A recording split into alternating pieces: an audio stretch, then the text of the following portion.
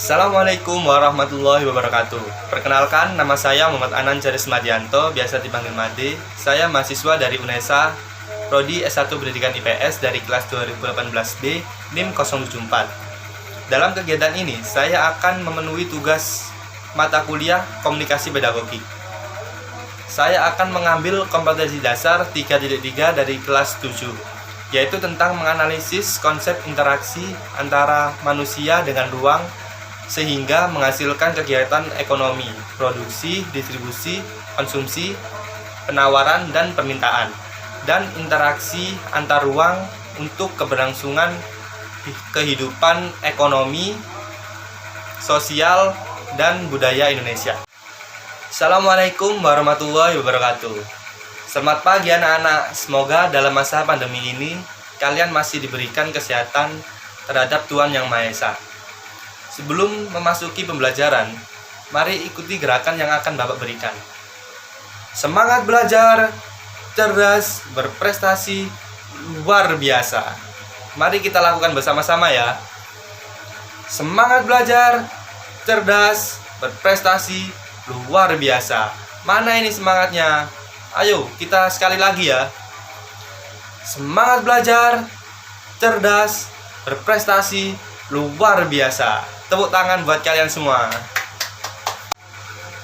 Pada kali ini, Bapak akan menjelaskan tentang konsep interaksi antara manusia dengan ruang sehingga menghasilkan kegiatan ekonomi, produksi, distribusi, konsumsi, penawaran, dan permintaan.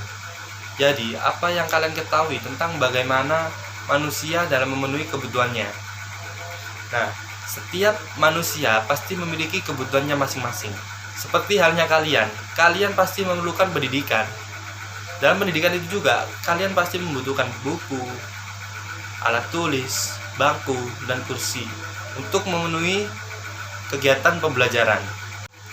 Jadi, hal tersebut merupakan salah satu aktivitas dalam memenuhi kebutuhan manusia. Kebutuhan manusia sangatlah banyak dan sangat tidak terbatas. Di sisi lain, alat pemuas kebutuhan manusia tersedia sangatlah terbatas. Keterbatasan alat pemuas kebutuhan manusia inilah yang sering disebut kelangkaan. Dari kesenjangan itu kemudian muncullah masalah ekonomi. Dalam melakukan kegiatan ekonomi, manusia berusaha untuk menerapkan prinsip-prinsip tertentu agar kebutuhannya terpenuhi dengan penghasilan yang diperoleh dari melakukan kegiatan ekonomi. Untuk memenuhi kebutuhan, manusia bertindak sebagai makhluk sosial. Manusia tidak mampu memenuhi kebutuhan tanpa melakukan interaksi dengan orang lain. Interaksi manusia dengan manusia lain menunjukkan bahwa manusia sebagai makhluk sosial yang selalu hidup bersama dan tidak dapat hidup sendiri dalam memenuhi kebutuhan.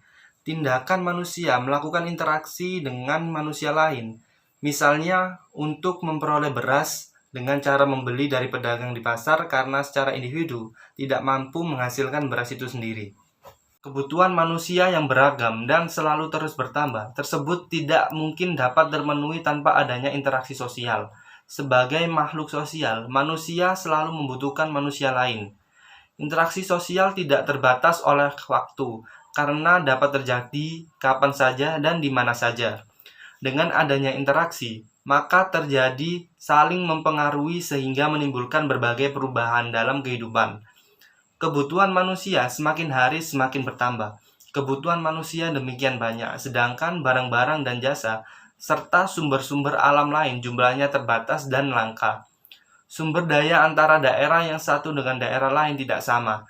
Beberapa daerah yang tersedia secara melimpah dan sebagian daerah lain tersedia sumber daya yang sedikit, sehingga terjadi interaksi antar daerah untuk memenuhi kebutuhan. Hai.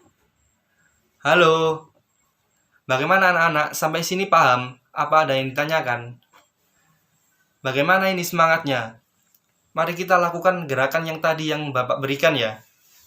Semangat belajar, cerdas, berprestasi, luar biasa. Sekali lagi ya. Semangat belajar, cerdas, berprestasi, luar biasa. Dalam pembahasan sebelumnya, bahwa manusia terdorong untuk memenuhi kebutuhan, terdorong untuk mendapatkan keuntungan, dan terdorong untuk mendapatkan kekuasaan secara ekonomi. Karena dorongan itu, kemudian manusia melakukan kegiatan ekonomi. Kegiatan ekonomi merupakan kegiatan yang dilakukan manusia dalam memenuhi kebutuhan hidupnya. Aktivitas tersebut mencakup kebutuhan lahir maupun batin, secara khusus yang bertujuan untuk mencapai kesejahteraan, kemakmuran, dan kepuasan. Kegiatan ekonomi adalah tindakan atau perilaku manusia yang bertujuan untuk memenuhi kebutuhan hidup dan dilandaskan pada prinsip-prinsip ekonomi. Pengertian lainnya yaitu tindakan individu dalam menentukan pilihan dan menggunakan peluang dalam memenuhi kebutuhan hidupnya. Saat seseorang melakukan tindakan ekonomi, tentu ada tujuan yang diinginkan atau ada tujuan yang ingin dicapai. Yang pertama, untuk memilih barang atau jasa yang diperlukan dalam memenuhi kebutuhan hidup. Kedua, untuk mengidentifikasi perbedaan kualitas barang dan jasa yang akan digunakan. Ketiga, untuk memilih kebutuhan mana yang lebih prioritas.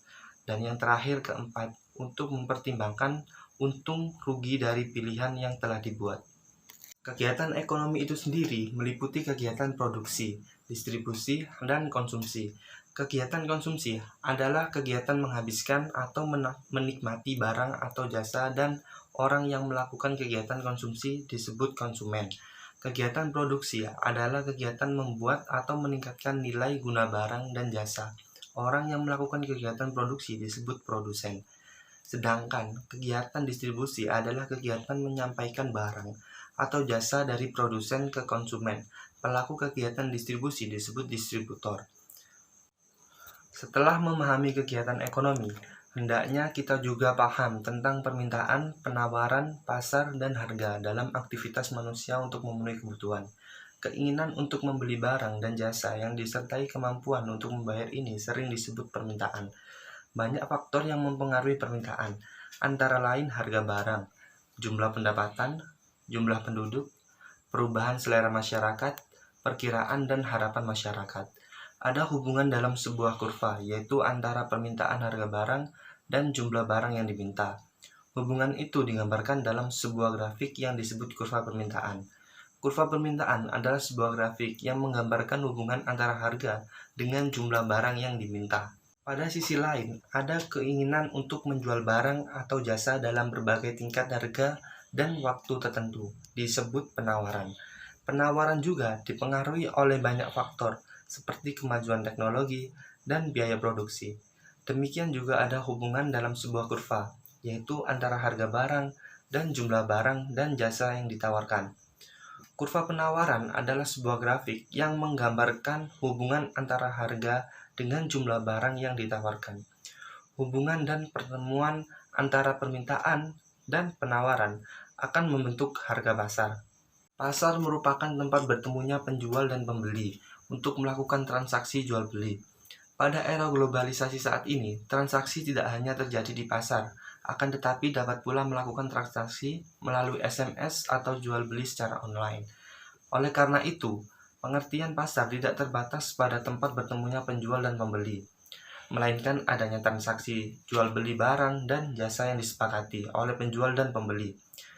Harga ialah nilai tukar suatu barang yang dinyatakan dengan uang. Dalam ilmu ekonomi, yang dimaksudkan dengan harga pasar ialah harga yang disepakati pihak penjual dan pembeli. Dan pada harga ini, barang yang diminta sama dengan jumlah barang yang ditawarkan. Harga pasar dapat disebut juga sebagai harga keseimbangan, karena pada harga tersebut ada keseimbangan antara jumlah barang yang ditawarkan dan jumlah barang yang diminta seimbang. Nah, sampai di sini apakah ada yang ditanyakan anak-anak? Jika tidak, kesimpulannya ialah aktivitas dalam memenuhi kebutuhannya sangat banyak dan beraneka ragam. Manusia juga memiliki keinginan untuk memenuhi kebutuhannya. Namun di sisi lain, alat pemuas kebutuhan manusia tersedia sangat terbatas. Jadi agar kebutuhan ekonomi manusia terpenuhi, manusia melakukan kegiatan ekonomi. Sedangkan kegiatan ekonomi sendiri merupakan kegiatan yang dilakukan untuk memenuhi kebutuhan manusia. Sedangkan berdasarkan prinsip ekonomi, terdapat 3 kegiatan utama di dalam ekonomi, yaitu tindakan produksi, tindakan distribusi, dan tindakan konsumsi. Jika Anda pemilik bisnis, Anda termasuk pelaku ekonomi dalam keberlangsungan kegiatan ekonomi. Sampai di sini paham ya anak-anak?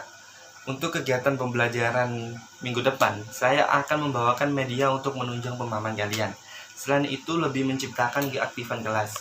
Semoga pembelajaran hari ini bisa dicerna dengan baik oleh kalian. Sebelum mengakhiri pembelajaran, mari kita berdoa dulu menurut kepercayaan dan agama masing-masing. Berdoa mulai. Selesai. Wassalamualaikum warahmatullahi wabarakatuh. Terima kasih untuk kalian yang sudah menonton. Jika ada salah kata, kurang lebihnya saya mohon maaf. Assalamualaikum warahmatullahi wabarakatuh.